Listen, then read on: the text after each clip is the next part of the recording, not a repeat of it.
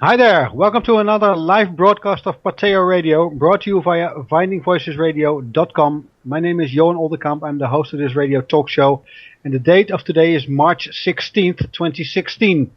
And the guest of this episode is a good friend of mine from across the canal. His name is Mark Devlin. Mark, please welcome into the show. Hey Johan, good to be back, brother.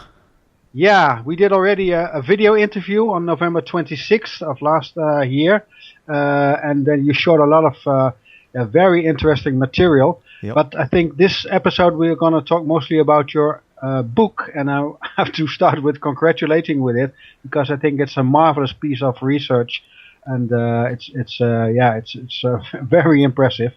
But before we delve into that, I think for the listeners who don't know who you are, it's maybe a good idea to give a short introduction of yourself, Mark. Okay, well, I'm a radio and club DJ, and I have been for the last 26 years. And if you'd told me 5 years ago that I'd be doing this with my life right now, I wouldn't have believed you, and I'd have told you to get out of here, because I never imagined that I would be led to the path of what I'm doing now. So for many, many years, I just did a whole bunch of radio shows on different stations here in the UK, and I DJ'd all over the place. I did gigs all over Europe and many other countries, and I was loving it, and I thought this was my career and this is what my life is all about. But I reached a point in 2010 which was the culmination of a couple of years of reading a few authors' books and reflecting on some of the information that I'd come across, and I came to some understandings about the true nature of this reality and what's really going on in the world. And it's no understatement to say that it's a little bit different to what we're told by mainstream media and the establishment. And the books of David Icke were very much across my radar at that time, and they were very instrumental in waking me up from my slumber. And there's a couple of phrases of his which have really stuck in my mind ever since, and they really sum up the scenario. One thing he said was, the world is not just a little bit different to what we've been told. It's nothing like what we've been told. Another phrase of his was, the gulf between what we're told is going on in the world and what's really going on is absolutely immense. And then another phrase of his was, this world is being run by unbelievably sick people. And those three phrases have really resonated with me ever since, and they definitely sum up the mindset and the worldview and the paradigm that I've been operating by for the past 5 to 6 years. So in 2010, I started to really research how these understandings that the world is nothing like what we're told feed into the corporate music industry, which was my specialist area of interest. And I wanted to know how this industry had been used through the ages to cast mind control spells into the general public and to kind of socially engineer the people that were lapping up this music that had been put out by the corporations over several decades. And the more I delved into the research, the deeper it went, and the more I found myself veering off in so many different directions. And so I went from military intelligence connections to the music industry, to mind-controlled artists, and the very ugly world of trauma-based mind control and MK Ultra and all that. And then that fed into satanic ritual abuse and dark occult rituals and all that stuff, demonic possession, the suggestion of ritual sacrifices. Then you get into the world of transhumanism and how that feeds into the entertainment industry and what that's being used for. Subliminal messages delivered via symbolism, backwards messages in audio recordings, backmasking and such, and all this stuff. And it's just incredible when you realise how deep it runs. And not only that, but how it feeds into all other areas of human society and human activity. So there are very direct links to the banking industry, the military, mainstream education and academia, the world of science and scientism, all the big corporations, the world of politics, geopolitics and what goes on there. And you realise that all these things are ultimately connected. So it was pretty devastating for me to realise all this stuff. But I'm someone that has always wanted truth, and I've always needed to know the truth of a situation. And so if somebody dangles a carrot in front of me as a little tidbit suggesting that there's something I need to know about, I'm not someone that can turn my back on that. I have to go where the truth takes me, and I have to discover what there is to know. And that's the path I've been on for the last 5 years, which, as I say, is very different to what I was doing before, which was playing gigs, doing radio shows, writing for music magazines, and not really giving too much thought to anything else. So that's a pretty long-winded answer to your question. Yeah, great. Yeah, so you decided to give all that up. That's I think that's a life of glamour, and I think it's also financially very good for you. And I did a similar thing myself. I also quitted my job, but for me, I had a lot of money on the bank, so I was able to live without having to worry about my income for a long time. Sure. But you you were not that lucky, so you decided to take another job again in order to support your living next to your research, because your research was not able to make a living for you. Maybe now with your book and your career that's possible, but well, the last 5 years not. So tell me, what did you do to make a living, if you want to share that with us? Well, I haven't completely stopped what I was doing before. I've just toned it down, and I've stopped doing certain types of gigs. So whereas many years ago I was a general purpose sort of R&B hip-hop DJ and party DJ, and I would go and play in various bars and clubs, and the music policy that was required was pretty much dictated by the venue management. So they would say, oh, we want these type of tunes, and don't play too much of that, don't play hip-hop or reggae or whatever, we just want happy party tunes. And then you would have people coming up to the DJ booth all night and just making stupid comments.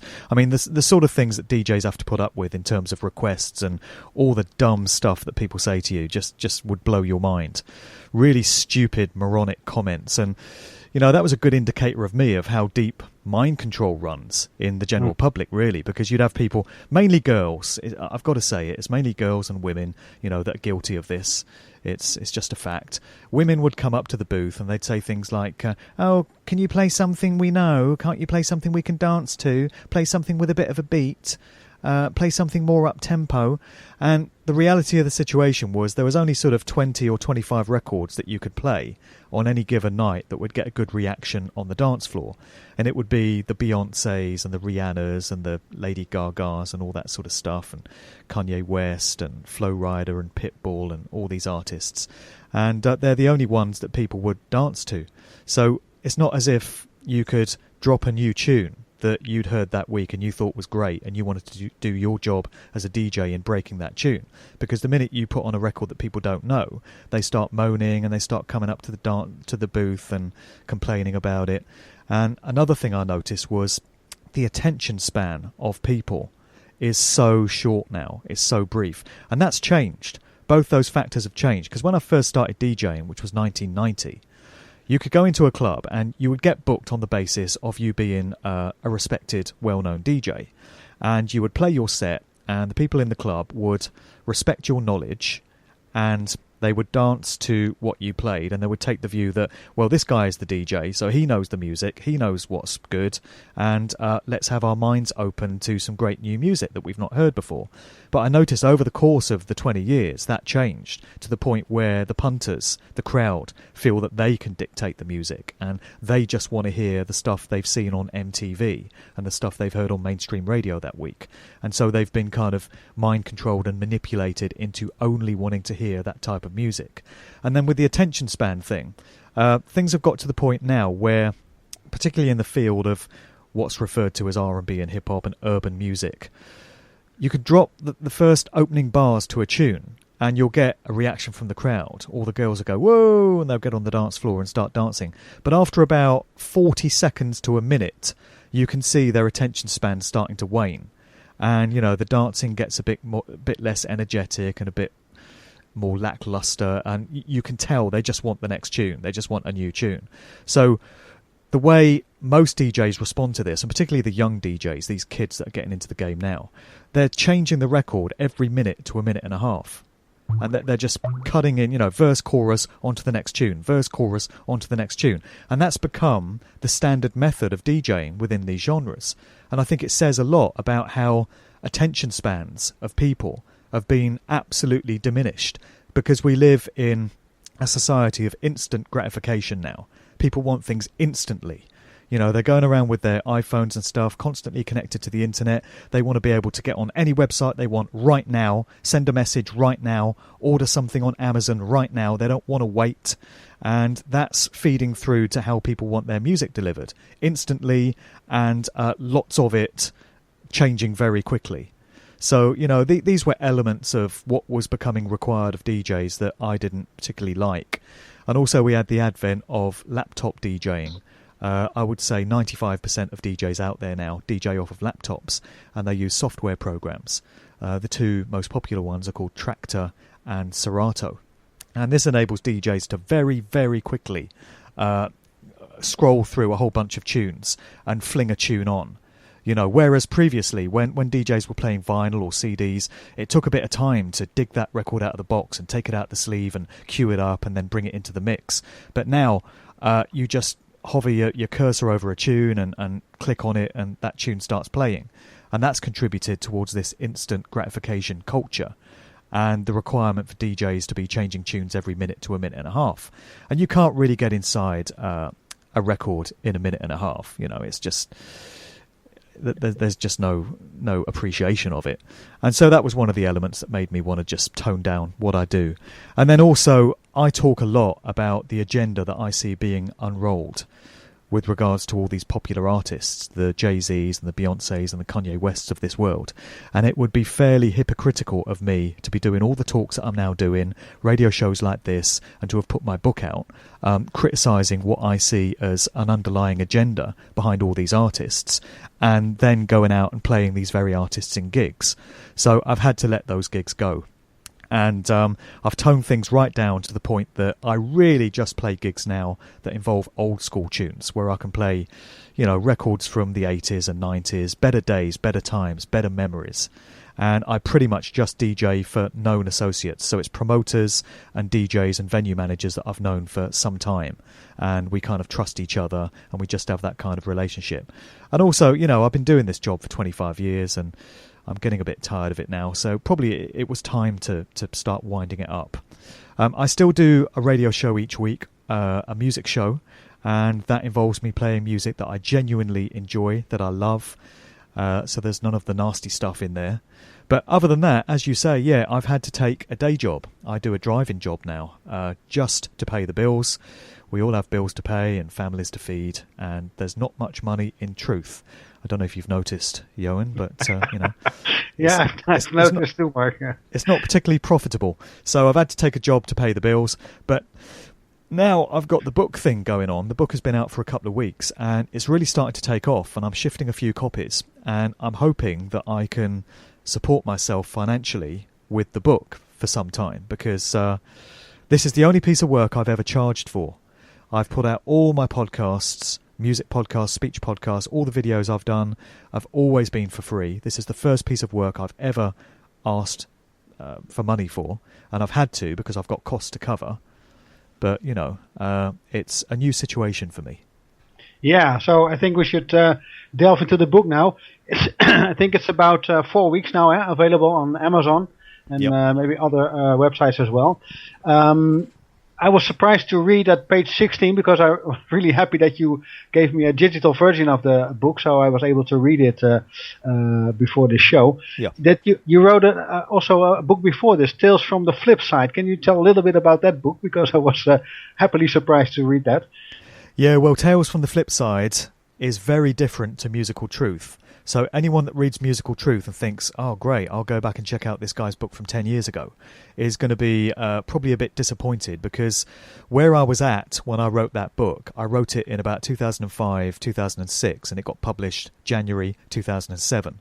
I was in a very different place to where I am now. I was very much in the Matrix, I was very much a mind-controlled drone, and I was just walking around in a kind of trance, just like the majority of the general public. I had no idea that any of this stuff that I'm writing and talking about now was going on. I had no idea that the world was different to what we'd been told. I think in 2006 you would probably have still found me accepting the official version of 9/11 because I fell for that. And it wasn't until many years later that I came to realise that that was a manipulated event and it was a false flag. And so when I put Flipside out, I was operating on a very low level of consciousness, base consciousness. And the book is a collection of anecdotes and kind of good-humoured stories that I picked up from my years as a DJ. So it's, funny little stories that people might be able to relate to. So I'm quite proud of it in the sense that, I was happy with it at the time, and I think I told the stories well. Mm-hmm. But it's not the kind of read that is going to stimulate you if you're looking for great revelations and great truth. It's just a different kind of book to that. Okay. Yeah, you don't have to be ashamed of this, Mark. I was also not awake at 9/11. It took also a few years for me. And okay. I also wrote a couple of books before that, and I'm still proud of it, but you can certainly see the difference with me before and after my so-called awakening. So I think sure. that's normal procedure.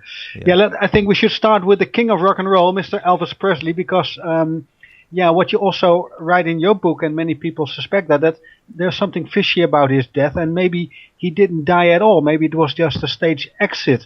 How do you look at it now, after done this research and writing it down and maybe talking to people about this?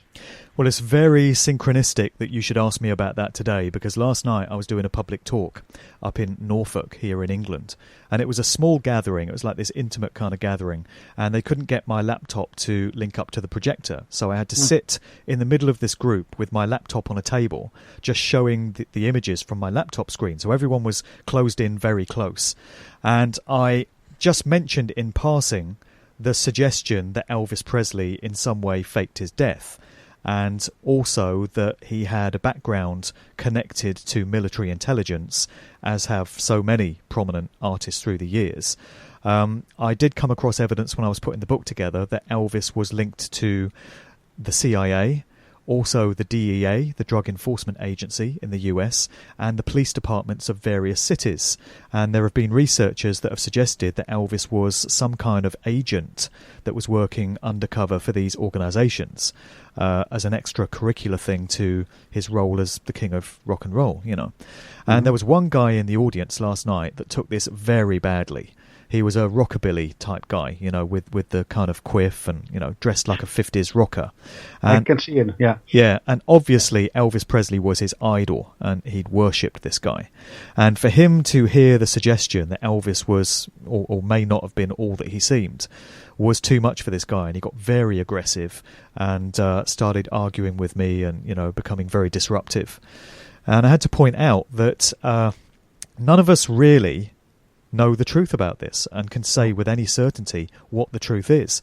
I'm putting out information that I've uncovered from my research, which may or may not be the case, but, the suggestion is that Elvis had these links. But I can't prove for sure that he did, just the same as this guy couldn't prove for sure that he didn't. All we get is the version of events that has been fed to us, particularly when you just get your information from the mainstream. So the perception of Elvis Presley that most people have was that he was this, rock star that came out of the southern states of the US and took the world by storm and was this sensation, and that he, towards the end of his life, got addicted to various drugs and had a very poor diet and got bloated and fat. And in August 1977, he keeled over and died, apparently on the toilet. So that's the official version that we've been fed, and, we have to either accept that or dig beneath the surface a bit and see if there's more to find out. And there have been researchers that have uncovered evidence that Elvis had those links that I've just mentioned there. And also, when it comes to his death, there are some suspicious elements there, because there are eyewitnesses at his funeral that were in attendance there that have said the body in the open casket that they saw did not look like Elvis Presley.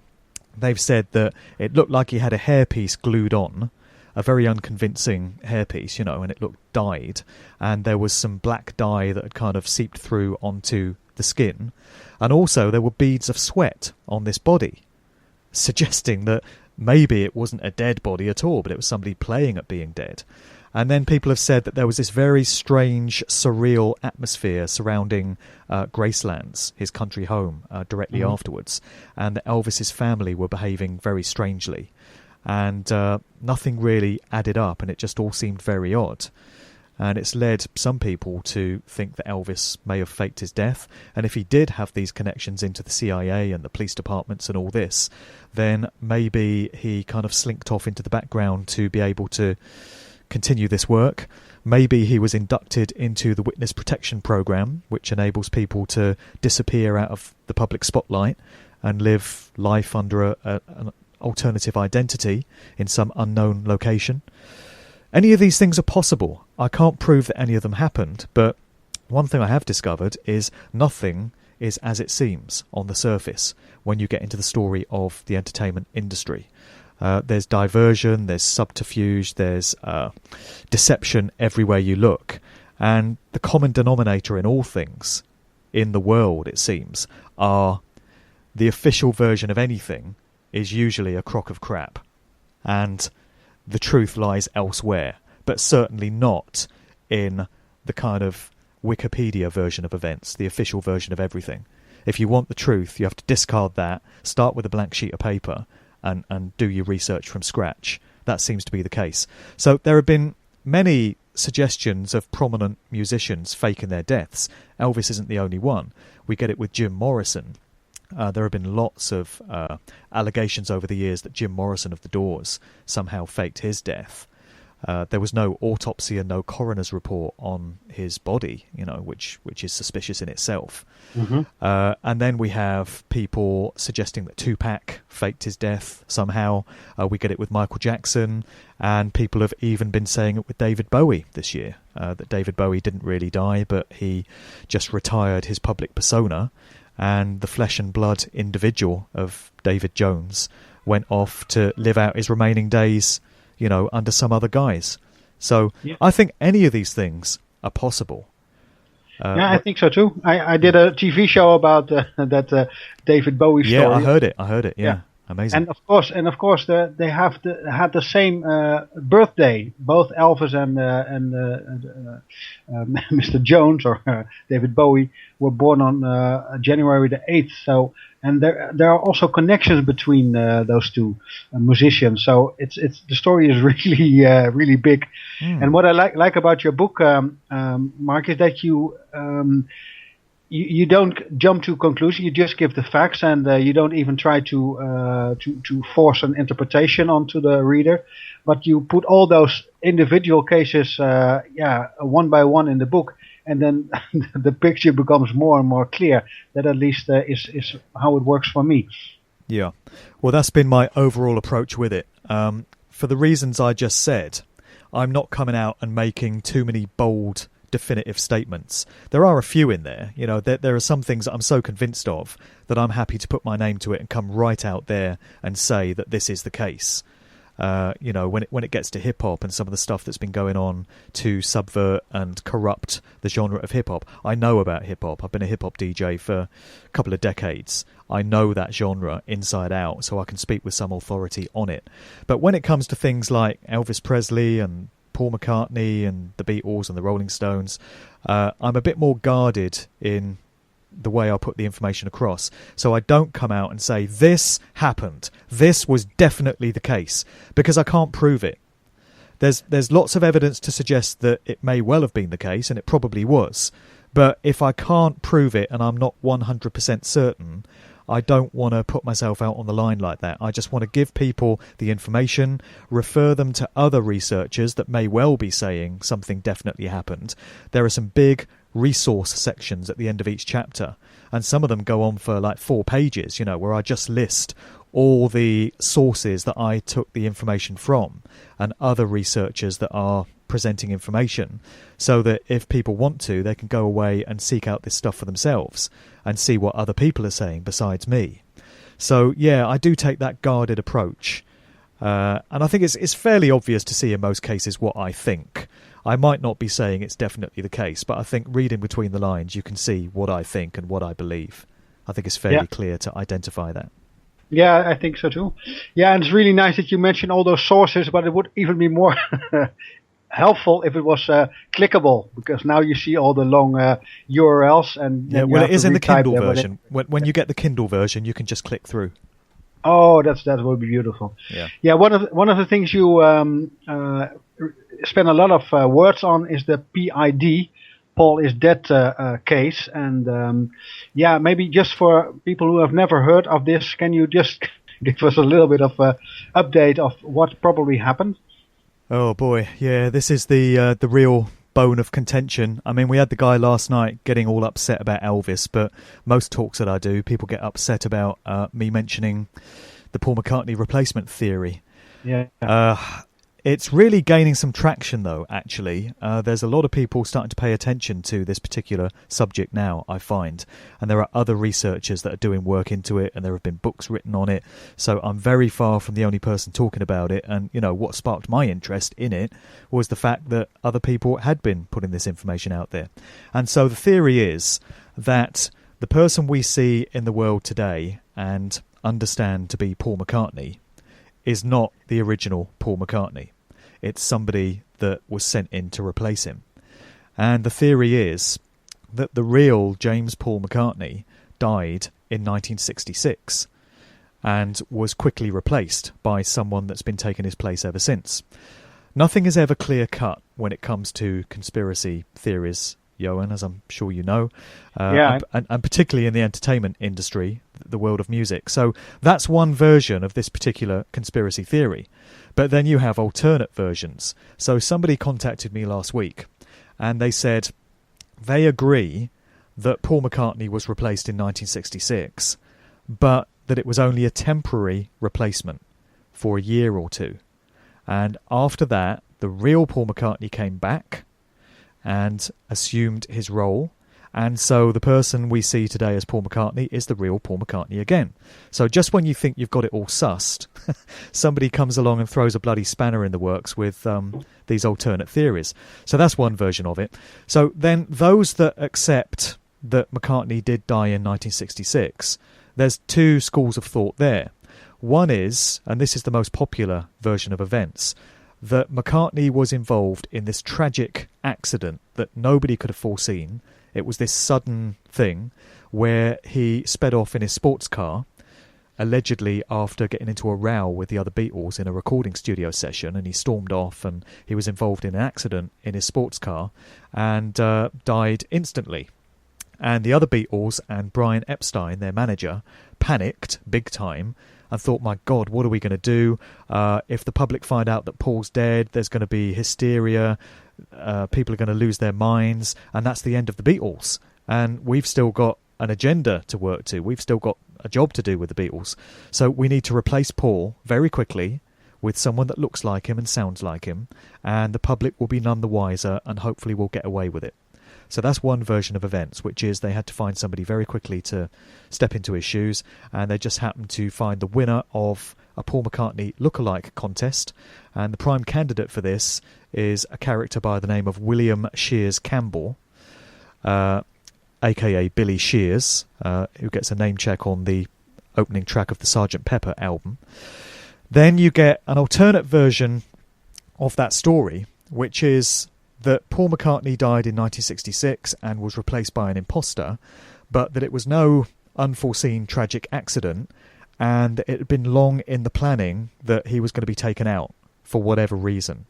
You know, either he wasn't playing ball with the agenda that was being rolled out for the group, and he was becoming a liability, so he had to go, or there was some element of ritual sacrifice to it, and unfortunately we find these kind of activities occurring in the music industry from time to time.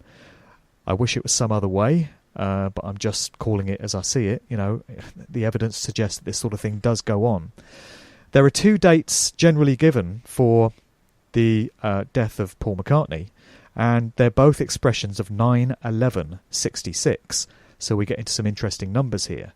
And throughout the book, we have connections into the numbers 9/11 and particularly 666, but also the year 1966 and its abbreviation 66 crops up time and time again. So one date that's given is 11th of September 1966, and the other version of that date is 9/11 in its English rendering, which is the 9th of the 11th, 9th of November 1966. So opinion is divided as to when this actually took place. So I realise that when people first hear this, it sounds impossible, incredible, and ridiculous. But there's a reason why my chapter on this subject lasts for 15,000 words. Because I had intended just to do a couple of paragraphs on it and just pay lip service to this theory. And the more I looked into it, the more I got led to different researchers' work, and I went down one rabbit hole after another, and it led off in this direction and off at that tangent. And before I knew it, I had 12 windows open on my computer at any given time, because I'm flitting between, these different windows, these different sites, doing the research and connecting things up. And it ended up being the longest chapter in the book, because this is not something you could do justice to with a 2-minute soundbite. If you say to somebody, "Oh, did you know Paul McCartney was replaced in 1966?" They're just going to say, "Get out of here. That's a load of BS. You don't know what you're talking about." You have to really, really go into the detail of this whole subject, and then you realise how deep it is, how much else it connects into, and how much information there is. So on the one hand, there is forensic, fact-based evidence to suggest that the McCartney of pre-1966 and the McCartney of post-1966 are two different people. So I know there are a lot of people that reject symbolism and esoteric stuff, and they say that's all nonsense, it's unprovable, it's unscientific, it's woo-woo, I like hard scientific fact. Okay, well, for people that do like hard scientific fact and are very left-brained, there is that information available. There were two Italian forensic scientists that came with very strong track records of having worked at crime scenes and working with the Italian judiciary, and they set out in 2009 to try and debunk this ridiculous theory once and for all in an article for Wired magazine. And they were going to show how McCartney is still the same person and this is just some stupid theory. And so they did comparisons and analysis of photos from before 1966 and after, and they compared the facial structure, distance between the eyes, the jawline, the height, the shape of the head, eyebrows, colour of the eyes, all of it. And they actually came to the opposite conclusion, and they emerged out of that process by saying, this cannot possibly be the same person. We're looking at two different individuals here. So they published their findings, and that is available. And then there's just stuff that you can see with your eyes. There are certain photos where you put them side by side, and it just does not look like the same person. Everything is different, and the height is different. There's a couple of photos that I show of Paul McCartney with Jane Asher, who was his girlfriend in the 1960s. And you have what is obviously the real McCartney walking with her, and they're pretty much the same height. And then you have a photo from 1967 where McCartney is towering above her. He's a good, foot taller. So it's just stuff that you can judge with your own eyes. Yeah, and on top of that, the left-handed becomes a right-handed man. Oh, yeah. Yeah, let's not forget that. 1 minute he's right-handed and he's playing his guitar with his right hand and he's holding a cigarette and his coffee cup with his right hand. And then suddenly, from the end of 1966 onwards, he's left-handed, playing guitar with his left hand, holding a cigarette and a coffee cup with his left hand. How do you switch like that? How does an individual switch? Have you any idea how difficult it is if you're right-handed to start doing things with your left hand? It's virtually impossible. Yeah, so I think it was that you did the good thing to fully delve into this, and I recognize when you I had to laugh a little bit, because I'm now working too on a lot of different subjects, and I also have a lot of windows open, and sometimes I'm getting completely mad. But that's probably the way to do. You have to follow the rabbit. Yeah, sometimes your browser crashes because you just got too much going on. Yeah, it happens to me too. Yeah, but then I just start and good. Sometimes it remembers all the pages, so they all come back again. Yeah, but it's a tough job, but you did it, and the book has more than 500 pages, so it's really a big one, and you covered all those stories. Not only Paul is dead and Michael Jackson and all the names you had before. But what I want to, because the time is running really fast, I think we should take Lady Gaga as an example how the music industry is able to create a star. It's not something that somebody, little by little creates by working hard and writing good songs and being completely dedicated. It's just that somebody is positioned there and like a parachute is dropped at the top level. Can you tell the audience how a star like Lady Gaga was created? Yeah, Lady Gaga's entire persona and image is entirely manufactured by the industry, which is the case with so many artists. And I make the point in the book that somebody said to me in 2007, just before Lady Gaga made it big on the scene and just came crashing in and became this major overnight superstar, he said to me, this girl's going to be the next big thing, Lady Gaga. And I said to him, well, how do you know? And he said, she is, trust me, it's going to happen. And it just got me thinking, if artists become celebrities based on how much the public likes them and how good their music is, and if the public is really calling the shots and making their own decisions as to which artists they want to listen to, then you would not be able to tell who was going to be the next big thing. You could say, I really like this artist and I hope they're going to be successful, but you couldn't say with any confidence that they're going to be. And yet you can. You can tell when somebody is being groomed for stardom, and it happens just the way it was planned, because the industry decides those key players that it wants at the very top. So at any given time, there's an opening and a vacancy for the number one R&B singer, the number one hip-hop act, the number one rock band, and they just select who they want to fill that position. And when they've had enough of a particular artist, or when they've burnt out and passed their sell-by date, they just slot them out of the way and slot somebody else into that position. So, think of Britney Spears a few years ago, like the number one female pop star. She started to get a bit tired. She had all those problems where she went a bit crazy. And so they kind of moved her aside and slotted in Lady Gaga, or Katy Perry, you might say, or more recently Miley Cyrus. So they just have their pick of these individuals that they slot into these positions. So with Lady Gaga, manufactured from the start, and there's evidence to show that she took her whole persona and her style and her image from this other girl by the name of Lena Morgana, who was a kind of up-and-coming singer in New York that was around at the time that Stefani Germanotta, which is her real name, morphed into Lady Gaga.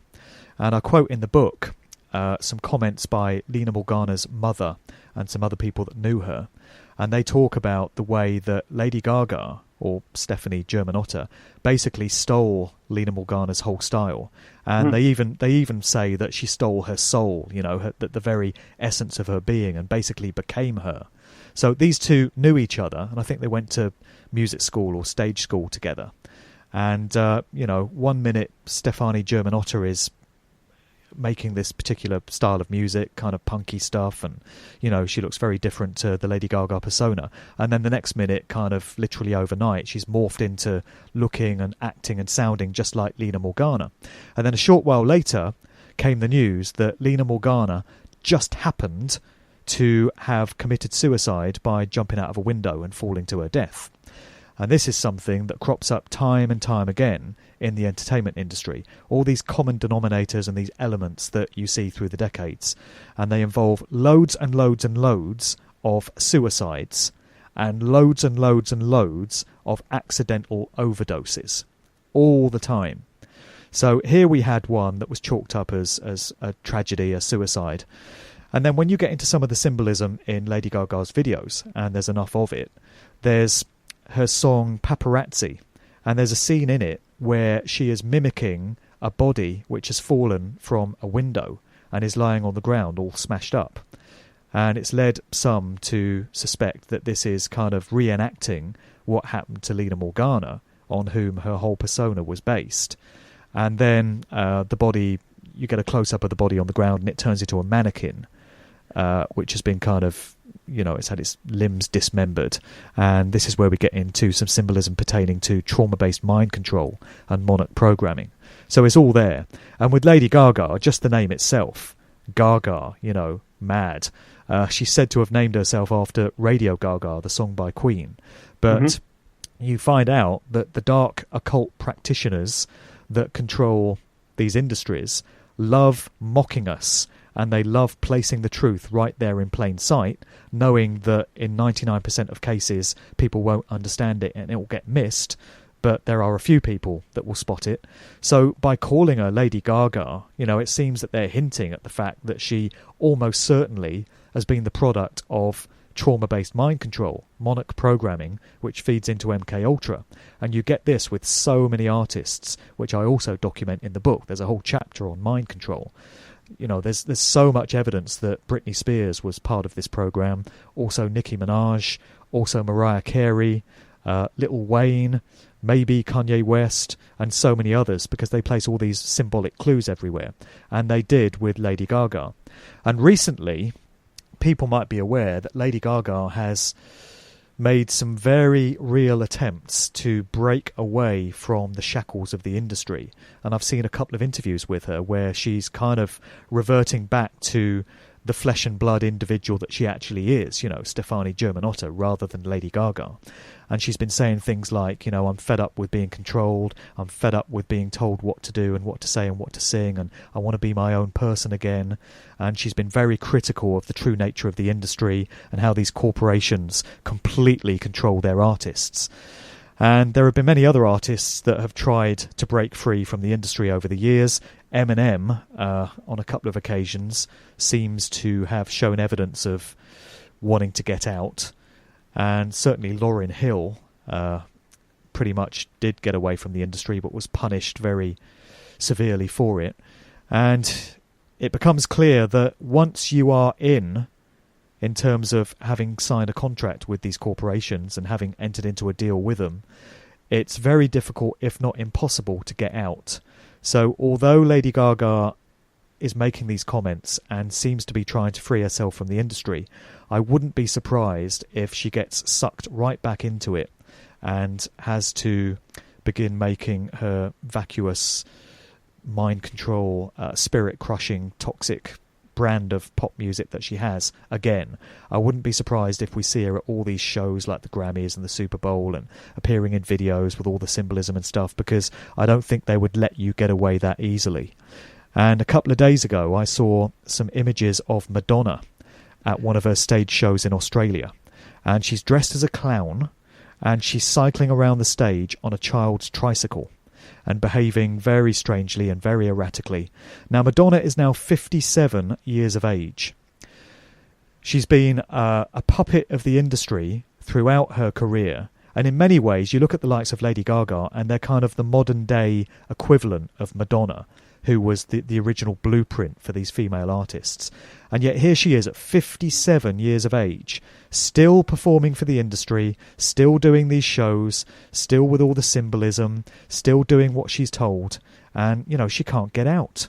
It's a lifetime commitment. You would think that a 57-year-old woman would have a bit more dignity than to still be doing all this foolishness.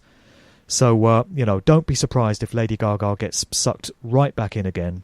And I don't wish her any ill. I wish her all the best, because even though I recognise how these artists are corrupting the morals of kids that are watching their stage shows and their videos, and, I hate what's being done with these artists and what their music is being used for, I don't wish them personally any ill, because I recognise that they are pawns, they're puppets, they're being directed in what to do, and they have no choice. And in many cases they're mind controlled, and in many cases they come from families and bloodlines where they're bred for it, from birth. And so I wish these artists all the best, and certainly harbour no grudge towards them, because it's very easy to hate on them. And I think we need to, have pity for them, really. Yeah, they're more victims than perpetrators, so to say. Yeah. The time is. I could talk the whole night with you, Mark. You have so many interesting things to share. The subject I really want to discuss before the time is over is revealing the method. You already mentioned it a little bit, but I want to combine that with what they did to Whitney Houston and 3 years later with her daughter, because to me that was a kind of showing off. But I would really love to hear your take on both subjects. Yeah, revelation of the method. This is the concept of the controllers, those that are, making all this stuff happen, feeling the need to communicate what they're doing and communicate their true nature to us. And they do it in deeply encoded symbolic form. They do it using imagery, occult imagery, and they do it using numbers. And they do it in a way that, as I mentioned earlier, 99% of the people seeing it could not be reasonably expected to interpret. And all this stuff also is designed to go straight into the subconscious mind, where it's not logically analysed and processed by the conscious mind. All these images and all this symbolism gets soaked up like a sponge by the subconscious mind of the general public, the collective subconscious. And it sits there having an effect on these individuals without them having any idea that it's going on. So, psychologists and psychoanalysts will tell you that your thoughts and your behaviours and your perceptions are shaped and moulded by what you've absorbed into your subconscious mind. So if you're not in control of what you're absorbing and what you're taking in to your consciousness, then you're not fully in control of the way you're behaving as a result. And so this is what they're doing with all this stuff. And I think the reason they feel the need to let us know what they're doing is because they feel that it lets them off the hook karmically in terms of natural law, spiritual law. Mm-hmm. This is the spiritual law of the universe, which states that you should do no harm. The golden rule is do not cause harm to others. And they feel that by letting us know what they're doing and their true nature, when we don't object to it and we don't say, hang on a minute, we're not happy with this, you can't do this, they take it as our consent and our tacit approval for what they're doing, and therefore, as they see it, they've done no harm. So they will not now reap the karmic consequences of having, done harmful things to us, because we've basically said it's okay, we don't mind, and we've said it by not saying no. It is a sick, twisted, distorted way of looking at it, but these are sick, twisted, distorted people, and they are mentally ill, and, they're Satanists, and so we shouldn't really expect them to have their full mental capacities working for them. Yep. So, but the way of reasoning is, I think it's just like me saying to my father, Dad, tomorrow I'm going to take your car, okay? And if he doesn't say anything, then I'd take his car tomorrow. So that's the way of reasoning. They tell us in a very clever way what they're going to do. And if we, as you said, give consent or at least not say no, then that's what's going to happen. So I think that's their way of reasoning.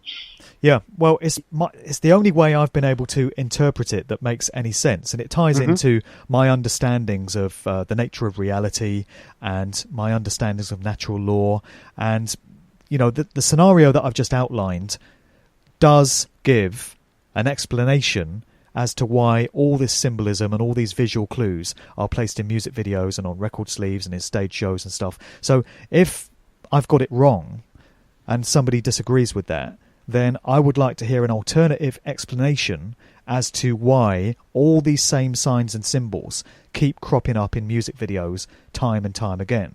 Yes. Yeah. Let me know why that would be if it's not for the reason that I've just outlined. So that's the one that makes the most sense to me and really resonates with me. So then you asked about Whitney Houston and her daughter, yeah? So you want to get into that? Yeah, because to me it was a little bit over the top what they did there. They to me, both are staged murders, so-called accidents or suicides, just like all the others. But a daughter that's having the same kind of fatal accident as her mother, both drowned in a bathtub. Yeah. To me, that's over the top. So I would like to hear what you think of this. You mentioned both in your book, so. Yeah, well, there's so many strange elements to that story. Dark occultic elements throughout, and a kind of foreshadowing and a foreboding of what was to come. So Whitney Houston was discovered dead in a bathtub in the suite of the Beverly Hilton Hotel in Los Angeles in February 2012. And what the mainstream media didn't report, and what a lot of people still don't realise, is that her daughter, Bobby Christina, was discovered unconscious in a bathtub in the same suite of that hotel about 24 hours before, the previous day. So that alone is very strange. There's been no explanation given as to why she was unconscious or, what was going on there. So then we get the news of Whitney Houston having tragically passed away, and this is chalked up as an accidental overdose. So like I said, there's suicides everywhere, and if it's not a suicide, then it's probably chalked up as an accidental overdose, because that's the way they've justified so many sudden and unexpected deaths. Particularly when you get into the 27 Club. This is the number of musicians that just happen to have died at the age of 27. So you have Jimi Hendrix, Jim Morrison, Janis Joplin, Amy Winehouse, Brian Jones of the Rolling Stones, Kurt Cobain, and there's suicides and accidental overdoses absolutely everywhere there. So with Whitney Houston, the public had already been primed for many years to think of her as this out-of-control, erratic, crazy woman that was hooked on drugs and was, a crack fiend, largely as a result of her relationship with Bobby Brown. So nobody was really that surprised that at the official version of what happened, because we'd already been trained to think of her as completely out of control. But there's lots of very strange elements. There was a guy who was staying in the hotel suite directly below Whitney Houston's, who about 3 o'clock in the morning, the night before her body was discovered, found water cascading through the ceiling of his room. And he went down to reception to report this, and they sent security up to the room above. And they found that the suite had been flooded because a bathtub had overflown. Mm-hmm. And they also found that there was a TV that had been smashed, and there were signs of a struggle having taken place there. So that's another element that wasn't reported in the mainstream. Then you have this very strange business of Whitney Houston's body was discovered and was announced, and there was a party that was going on hosted by Clive Davis, who was this big-time record industry career guy that was head of Arista Records for many years, and he's credited with having discovered Whitney Houston. He was her mentor, and he was hosting this party. And so he got the news of this tragic accident where Whitney Houston had died, and you would think that the tasteful thing to do would be to cancel the party or hold the party somewhere else. But the party went ahead in the hotel just a few floors below where her body had been discovered. And there was said to be this real celebratory, uplifting kind of vibe to the party, as if it was some kind of celebration of what had gone on. And Chaka Khan, the singer, did a couple of interviews where she said she found this very strange and unsettling, that they would still feel the need to continue with this party. So you've got to wonder whether there was some element of ritual sacrifice going on here, that it was pre-planned, and that it was the industry getting rid of one of its own for whatever sick reason they have as part of their occult belief system. So then a few months later, we get the news that Bobby Christina has been discovered unconscious in a bathtub once again. And this is in her home in Georgia. And she's said to have been discovered by this guy that was her husband, although it later emerged that he wasn't her husband. He'd been passing himself off as. And then there was a family friend that came out in interview who said they found it very strange that Bobby Christina had been discovered in a bathtub, because ever since the incident with her mother, she was terrified of bathtubs and she wouldn't go near one. She always took showers. So what was she doing in a bathtub?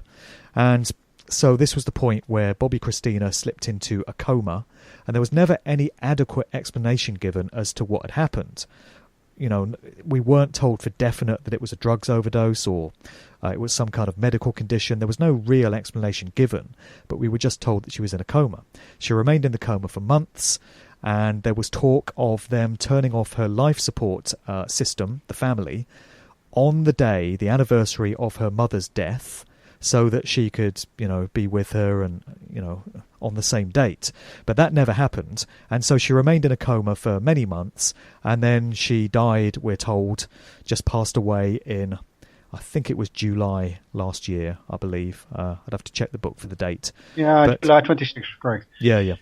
So many parallels there between what happened to Bobby Christina and what happened to her mother.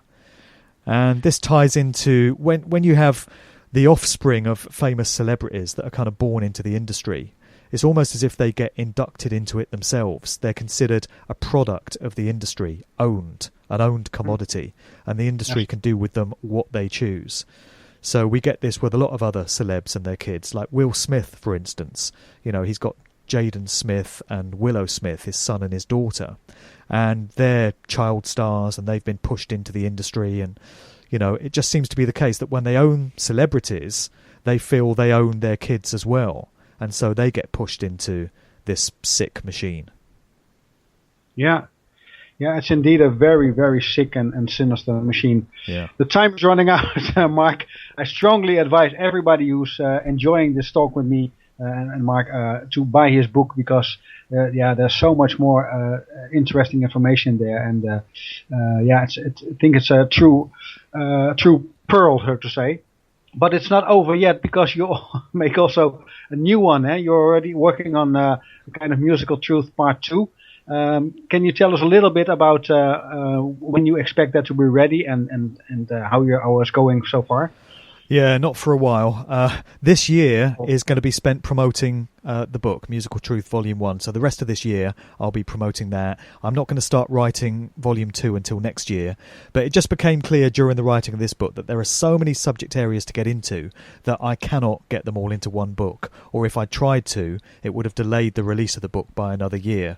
So there's things like the 432 versus 440 hertz frequency, sound frequencies, that I want to get into. I want to get into the electronic dance music scene and rave culture and ecstasy and all that, and some of the hidden stories behind that. There's just a whole bunch of other things that I wasn't able to cover this time around. So I would imagine I'll probably spend next year writing that, and it will probably be out in 2018, Volume 2. Yeah. Okay, great. Yeah, I'll certainly give you my work, because I did extensive work on the Hertz science and cymatics and so on. Oh, great. But yeah, I think we have a lot of in common there. I must interview you for that. Yeah, that's an idea. But I'm now delivering my own work. I'm going to make a video presentation of 60 hours on the whole of Holy Science, and also a big part of that is on the science of vibrations and so on. Well, but it's we can talk after the show about that if you want.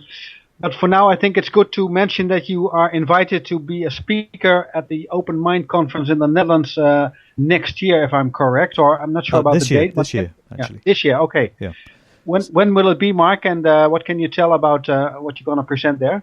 Well, the organisers of Open Mind Netherlands reached out to me and asked if I'd like to speak at the event, and I certainly would. So I'm going to be there in May this year. It's the 21st and 22nd of May. Open Mind Conference, it's just outside Amsterdam. I think the website is openmindconference.nl. And so anyone in your country that wants to come along and hear what I've got to say, get along to the Open Mind Conference. It's a great event. There's many other speakers on the bill, and that'll be a good one, I'm sure. Yeah, great. And then, of course, you bring a lot of copies of your book with you, so you can sell them. Oh, for sure. I'll have copies of the book there, yeah. Great. Yeah, I think the work you've done is actually more visual. It's good to read, and I recognize it, but it's actually you should do Musical Truth, the video or the movie. Is that something you're considering to do maybe in a few years' time? Well, I've got no skills at all in putting together videos. I'm not a visual kind of guy. I'm more audio.